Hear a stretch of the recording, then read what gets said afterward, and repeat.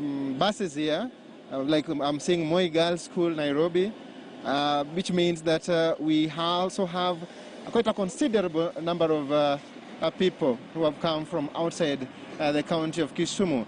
Earlier on, the communication was that not more than 3,000 rather will be allowed inside this particular stadium, and we are hoping that that is going to be fulfilled. So from as early as 6 or earlier than that, we will see Kenyans lining up, those who had invitation to be part of this historic event, together with those who didn't have, who are really just trying to ensure that they become part of this particular function, which is the first of its kind in the history of Kenya. So one of the checks here is that you need to have your mask on, and apart from that, you need not to have, to be carrying anything with you for security purposes. So earlier on, there was a very long queue of Kenyans. This is just but one of the entrances to the 9 gates that gives you access to the Jomo Kenyatta International Stadium right here in Mamboleo, within the county of Kisumu, and we can see Kenyans elated, them coming in their numbers to ensure that they are a part of this particular process. So, well, we can only guarantee the security.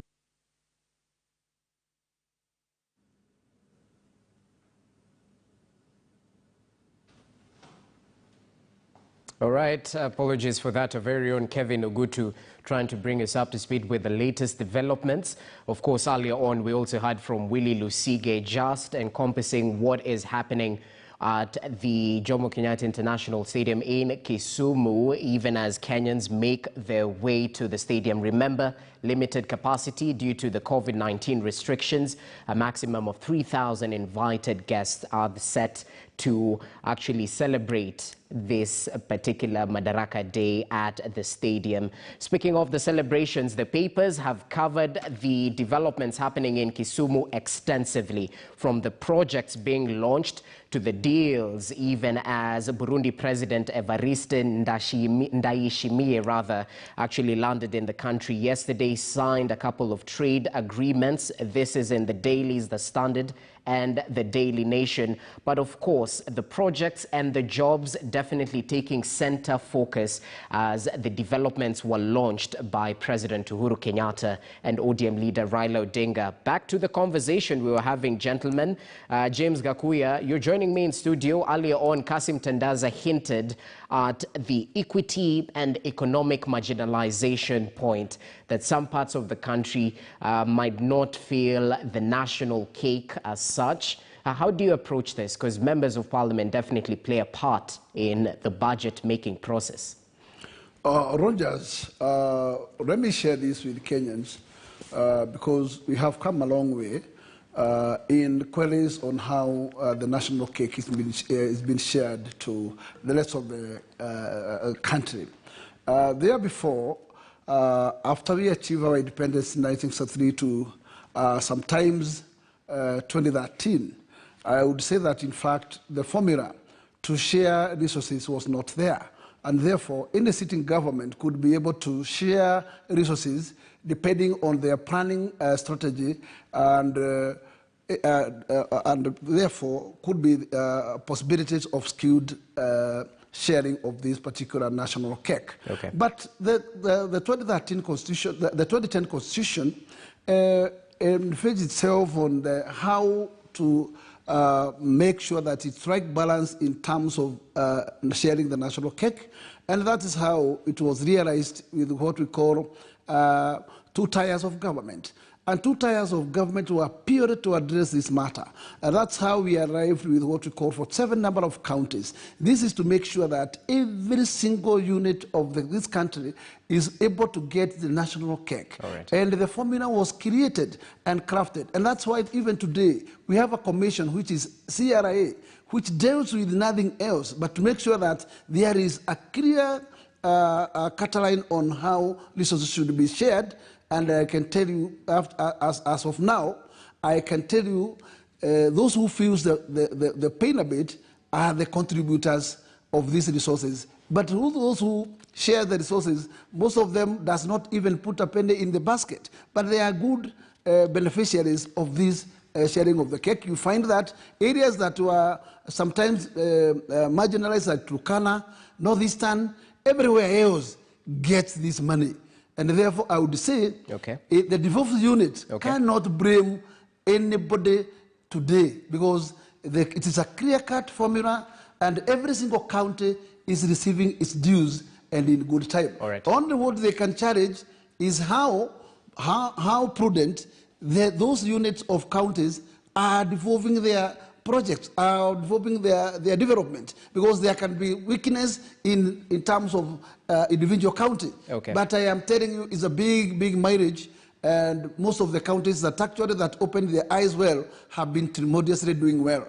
And therefore, I don't think that, in fact, we are left with anything else to say that there are areas that today are marginalized. Equivalently, the Constitution addressed about those areas that are most marginalized, and it came up with a kitty, well known as Equalization Fund. And that is purely to equalize areas that are seen not yet well taken care of by the budgets. Okay, so interesting developments there. And of course, Martins, you definitely add your voice to that. But even as you do, we well know politics and development go hand in hand.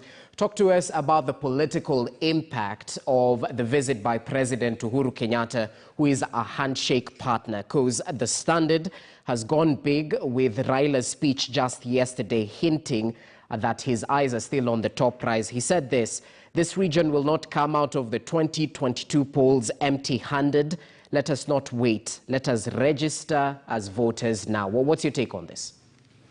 So enough, Rogers has said earlier that the fifth president will be Raila Amolo Odinga. Working together is more practical than words can say. We don't expect Uhuru to endorse him as much as this relationship in the project is a clear way of saying things. But having said that, I think we are heading on the right direction. Remember, Kisumu was identified in 1899 as a center potentially fit for business. During those times, even Tandaza would recall his history. Business from Kwale, Malindi, connecting to the Eastern Africa. Kisumu was the port. And that's why it was visited actually by the British ruler then, Churchill, in 1907. So what I'm trying to say is that development in Kenya should not be tribalized. There were needs, even the colonial time, they showed that there are needs, and they were followed by development. For example, Mombasa was a port, and then the railway started from Mombasa. It reached Kisumu in 1901, based on needs. And I want to say this to Kenyans as well, that this idea of my region, their region, no. Kisumu has the largest water body, which can really grow blue economy. But now, because we have been in opposition for a long time, advocating for good governance, justice, and fairness, Nyanza was neglected and marginalized, so to speak. And to justify that, Rogers, we lost Kikomi, which was the only factory there. We are now struggling in sukari industry. Sony and Muhoroni are down. Rural roads are in pathetic conditions. Cotton went off. You never hear it, but we were the largest. Fishing industry, harassment from Uganda, and all this. So what President Uhuru and Raila are doing are just re-energizing what collapsed, so to speak. MV Uhuru was there a long time ago, 56 years, just lying at the port. So what I want to tell my friend Tadasa also is that a lot of development has taken place in the coastal region. We just launched Lamu. The port of Mombasa, if you compare it with the port of Kisumu, which is being re-energized now, is uncomparable. And SGR, Mombasa has now the modern type of transportation. So what handshake really brought, let us face it, first of all, is peace. Don't forget that. We had chaos here. You could not do anything. The economy was collapsing. I think people tend to put handshake projects and goodies. I don't think it's right. Kisumu people are just getting their share now to revitalize all these because it is time for it. And it is conditional. The weather, I mean, the climate is good for this to happen because of that handshake. But it should not be construed that now, because of handshake, Kisumu is benefiting more than any region. I think that is not fair for Kisumu people. I would say so. It's not fair for Mombasa if they get anything. It's driven by circumstantial and potentiality of the regions, so that all Kenyans should benefit from that. Thank you, Rogers. Quite so. I mean, even the Lakeside region are tax-paying citizens as well, just as the rest of the nation. Kasim Tandaza, your point as you reply to those comments made, especially on development, let me bring you into the special report on page 11 of the Standard, the SGR. 4 years on, the paper is evaluating the hits and the misses, bearing in mind that in 2017, actually May 31st, that's when the maiden trip was made from, is it Nairobi to Mombasa, or was it from Mombasa to Nairobi actually? Well, what's your take on this? Because a lot has been said in terms of the debt accrued, the return on investment, and the impact on the coastal region transportation business. Thank you, Roger. Just give me about 2 minutes to comment on what my colleagues have just said. If Martin gets his historical fact right, I'm not a historian, but I think it was in sessional paper number 10 after independence that identified 2 industrial zones, one in Thika, that is in Kiambu County, and another one in Mariakani, that would have been basically Kilifi or Kwale County. 6 years after the session, about 60 years after that sessional paper, Thika took off as an industrial zone. Mariakani, the only probably a resemblance to in the industry is that there is a yard for cattle auction, and nothing much of it. In fact, most of that land which has been earmarked now is basically residential. And these are some of the things that we cannot run away, Martin, that certainly it seems in this country, though unfair, though quite sad, normally development comes with the politics of the day, whether you're on the right side of the executive at that particular time or not. And initially you had even mentioned that you're actually benefiting. You are now reaping the fruits of the handshake. That is it. When you talk, you say that you have the largest water body. I don't know how you measure large, because you cannot compare Lake Victoria and the Indian Ocean that basically covers the whole of the coastal region, about 600 kilometers of the Indian Ocean, going far deep into the waters. What do we have in terms of the fishing industry? Nothing. In fact, the little water that you have in Kisumu normally exports more fish, including bringing it to Mombasa, than us taking even a piece of ground to Western or any other region. Those are the things that we have to be alive to, that certainly the politics and economic development of this, in this country for particular regions, is just screwed. But having said that, what will be the way forward and the whole of this issue? It is upon us now to see how to maneuver going forward. For sure, what Mheshimiwa Gakuya has just talked about, that now they are devolved units and the money now is going to the counties. True. Remember, the total being taken to the counties is only 15%. 85% remains with the national government, and that is why the national government goes around launching projects where it deems fit, and where it thinks it's not politically correct, then you don't get much. And no wonder Mheshimiwa Gakuya was opposing the BBI taking more money to the county, so that marginalization, in essence, the same, should continue for as long as it's benefiting him. That is not the way to go for this country. It's high time we all be each other's keeper, as long as we are in this country together. Yes, Justin? Yeah, talk to me about the SGR now. Having made your point, what's your take on it? Yeah, exactly. About the SGR, Briefly. I am alive to a fact as a leader that certainly there is no economic development without infrastructural, without developing it. It's a basic commodity, it's a basic item when it comes to the economy of this country. And the way SGR actually was designed, was muted and actually realized, it was also to the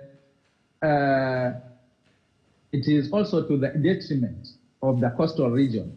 Because what happens in SGR, you know, cost having the port, as the Martins had initially said, there were some things which had grown out of those ports, like the safe assets, those the inland, the warehouses where those containers would have been stored and all that. That generated a lot of jobs to the locals, so to speak, or to any Kenyan who would get an opportunity to work there.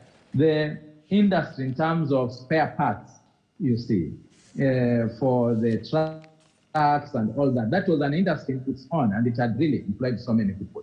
Now, with the SGR, while, of course, it was a necessity, so to speak, those who initiated this project should have done what we call a social impact assessment. And see, this is a good investment. It is going to modernize our transportation system. But for this region, what else can we now incorporate for them to be better, not to be worse? Because essentially, for the coastal region, the SGR is actually a curse, so to speak, because so many people have been rendered jobless. So many families now cannot afford a meal on their table, courtesy of SGR, because it actually came and basically now it shifted those jobs from coast to another region. With the construction of the inland container depot in Naivasha, certainly the jobs that would have essentially were in cost have been transported to another region. Surely, I don't think this is the way to go, even when we implement good infrastructural projects like the SGR. So to me, generally, and studies have been done and even quantified the losses that you are getting, and it can be seen. Basically, Mombasa town and its environs, even Mariakani, along the way, along the route where those goods used to be transported, for sure. They are dying, and dying means the local people now are missing jobs and suffering. Okay, well noted, Kasim Tandaza. Of course, everything has the flip side. On one side, the developed capacity in terms of transportation. On the flip side, road transport still remains cheaper in moving cargo. That special report covered extensively on page 11 of the Standard. Of course, even as they evaluate Uhuru and Odinga's big day in Kisumu City. Gentlemen, let's shift focus briefly to politics. Gakuya, I don't know what's your take on the recent meeting that was raided by police officers in Meru. The UDA party was trying to sort out its local politics, one or the other, but due to the ban on political gatherings, it was disrupted. Also, speak to the fact that Ruto is wooing small political parties and not necessarily asking them to resolve. The Nation on page 6 mentioned this as a two-pronged 2022 strategy. Thank you, Richard. First and foremost, let me say that, in fact, going to a point that actually there was a presidential decree that political gathering has to stop for a while until such a particular room of maybe 60 days has to expire. Still, in his last address, national address, he still put the caveat of what we call political gathering. But this has not stopped to do those gatherings that actually is allowed by the law. And this is areas to do with what we call social gatherings. Social gatherings are allowed everywhere as long as what we call COVID protocols are being met. And therefore, anybody who has a different ideology or who has a different motive can do such an action that was done at Meru, because making that kind of astride, Yeah. surely is applying a double standard way of implementation of what we call those public gatherings, as well as the conditionalities are set. Because one is that nobody is being locked out of those social gatherings in social hall, and especially that the COVID protocols are being taken care of. And therefore, you cannot mess people when they are gathering if they have fulfilled every conditionality and have secured licenses to do the same. And in this particular case, I would say the police were, at that particular occasion, they were biased, and they applied a double standard route that we do not want to see, because we want to see a route where everybody is under the roof of the law and who will be within the law. Okay. Now, going to your next question about William Ruto and his affiliate parties, I would say that, in fact, political parties, each and every one has his own route or roadmap to win election. Yes. And therefore, those methodologies of every single party relies with the best route they can be able to achieve the majority of numbers come to an election. And therefore, it's a strategy of every other single party to look into the strategies in place and cite which ones to follow. And therefore, we have an experience of affiliate political parties bringing in affiliate parties where we had NASA. NASA survived very well because NASA was a hierarchy which at least the affiliate was able to field a presidential candidate. But their parties remained intact and they fielded candidates all over across the board.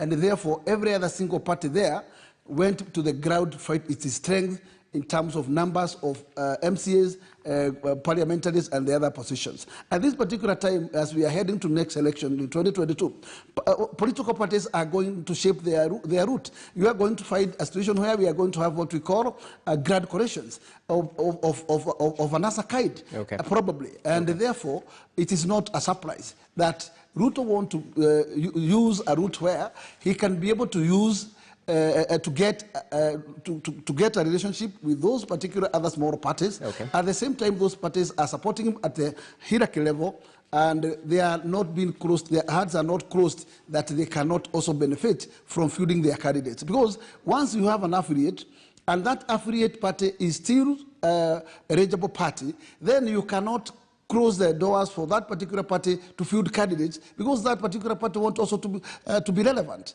Okay. But there is a strategy like the Jubilee strategy where there are both accommodations of existing political affiliates and also what we call those other parties that join together, yeah, and at least killed their smaller parties. Okay. And that is how it is formulated. Yeah. And therefore, I would say every other runner, presidential contender, will use his own methodology to find a route on how to garner the presidency. So it's all about power in numbers, different approaches due to the game in politics, but that has been covered in the papers.